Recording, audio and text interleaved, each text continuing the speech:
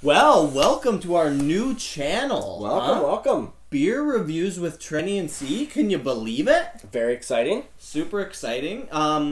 If you are a Trenny and C whiskey subscriber, we would love and appreciate it if you would hop on over quickly to Beer Reviews with Trenny and C.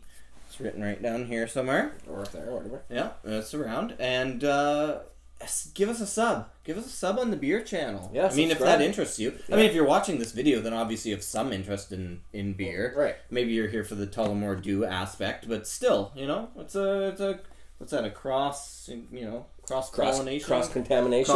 Yeah, it's probably more like what it is. Yeah. So without further ado, thanks for watching, and maybe we'll get right into this. And for those of you who don't know, I'm Trenny, and this is C. Yeah. And we're going to be doing some beer reviews. Once a week, we're going to put these videos out on Tuesdays. Yep. And I think this is a good spot to start with a good segue beer. The Kindred Spirits Irish Whiskey Barrel Aged Stout. And the Irish whiskey that they use is the Tullamore Dew. Why don't you... Pretty cool. If you do some reading and tell the people about it, then I'll bring the bottle up and pop it open. And show the peeps. Yeah. And you can read some info. Cool. Well, this one says, okay. Tullamore Dew Irish whiskey and this smooth Scottish stout beer are kindred spirits. Their complementary tastes are born from the malted barley that is a raw ingredient in both. It is the combination of flavorsome beer and the sweet, spicy, smooth taste. I'm trying to watch the bottle on the other side of the camera while I'm opening it. It's not working, for God's sake. Jesus. There we go. It's our first video, okay? I'm gonna need some practice. Yeah.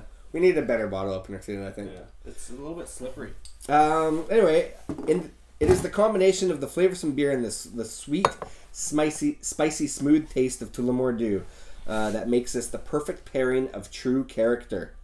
Tullamore Dew is the original triple distilled, triple blend Irish whiskey named after its founder, Daniel E. Williams, a man of true character. Daniel E. Williams, so D-E-W. D-E-W, there you go. Very cool. Wow, look how dark that is, eh? Yeah. I'm going to rough it up a little bit. Yeah, rough it up, get a little bit of head on this, because I know a lot of people, sometimes people judge their beer on what good style of head that they have, but in reality, like you said, if you just rough it up a little bit, you can get, you know, 3 fingers width of head or whatever. We probably won't be measuring the head on a we won't get out our basis. rulers to make sure it's a perfect pour every time, but instantly very fragrant. Oh yeah, it's definitely stouty and dark chocolatey on the nose. Beer is the third most consumed liquid on the planet. The first is water, the second is tea, and third is beer. I don't think the millions and millions of people spend a lot of time going, okay, it's got some blah blah blah. Sniff my beer a lot. Yeah, I'm going to drink it. I drink it. Okay. I mean, I smell it, of course, but it's, you know, it doesn't develop in the glass like a whiskey or whatever. Okay, let's But anyway, it's very stouty. Very stouty. Very dark flavors, like rich chocolate, dark chocolate, coffee, that kind of thing. Struggle through these first few videos with us as we figure out what the hell we're doing. Can I taste it? Ah, that is just creamy. Delicious. It does have a little bit of that Irish whiskey kind of a flavor to it. Like it's definitely on the sweeter side.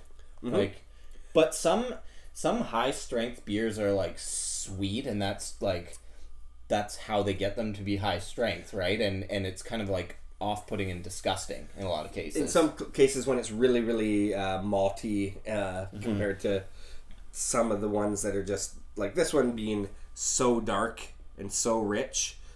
Just in general, stouts are like that, but this has got a little bit of that coffee sort of thing. A little bit of coffee, a little bit of vanilla, but like you said, it's rich and creamy. It's a pretty good taste on first impression. And so this being an Innis and Gunn beer, sometimes for me personally, I'm not that big of a fan of Innis and Gunn and the way that they barrel age some of their beers. Like I've had some local beers that do a similar thing with the barrel aging, and it can be done really, really well, or it can be done a little bit. Yeah. It's a little bit too much. Sometimes they've been overly oaked. I mean, we've tried several in the Innis and Gunn lineup, and I think our favorite that we had landed on so far had been the was it an IPA that they did, or was it a pale ale? It was, I believe, it was an IPA. I think. It was an IPA, yeah. Yeah. And that was the best of the three we did. Yeah.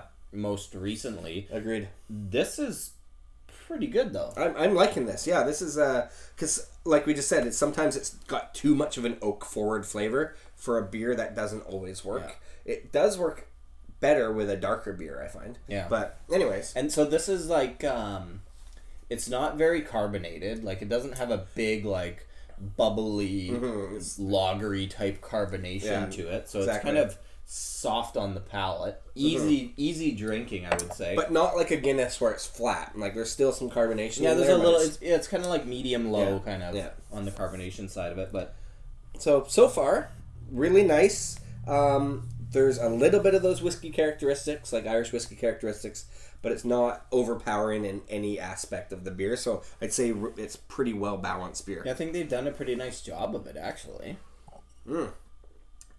Yeah, I don't know if I would see myself ever drinking more than one in a sitting, though.